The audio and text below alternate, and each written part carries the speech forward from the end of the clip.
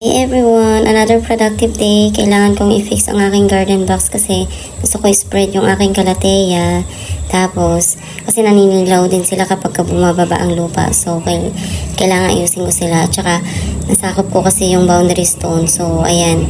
Kailangan ko ilabas yung boundary stone. While fixing nga, ayan, natamaan ko pa yung tubo talaga. Akala ko kasi, ugat siya ng puno ng niyog. So, ayan, bigla na lang sumabog. So, although sanay na akong gumawa ng mga gantong bagay, hindi siya challenge sa akin. Pero ngayon challenge yan kasi nga, nakabaon na yung tubo sa pangalan nito sa ilalim ng lupa. Tsaka, worried na ako dyan kasi nga, medyo umuulan. Yung tubig medyo ayaw bumaba. Tsaka, baka mag-mix kasi syempre, sa niluluto natin, medyo delikado yan. So, ayan.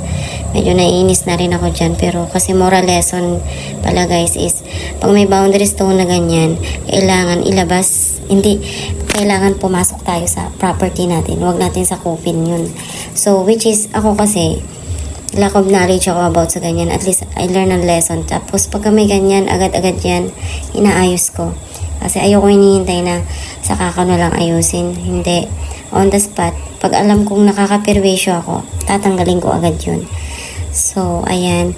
Yung gusto ko kasi mangyari yung soil niyan is ma-prevent ko from parang slides ng lupa. So, ayan.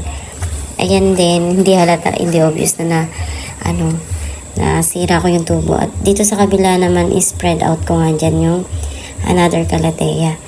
Nang dahil sa boundary stone, napadami ang aking trabaho. Pero okay naman yun guys, diba? Kaysa makaperwisyo tayo. Alam mo sa boundary stone, I learn a lot. Kailangan pala walang kamag-anak. So respect, rules is rules, ganon. So ako kasi, ayoko talaga din na makaperwisyo ng kapwa ko. So, ginawa ko yun. Ayan, so, syempre ilalabas ko yan. Ayoko ng issue talaga about sa mga ganyan. It's better to give than to receive, sabi nga, diba? So, ayan, at least, may natutunan ako. I take it as moral lesson na ganun pala ka-importante yung boundary box.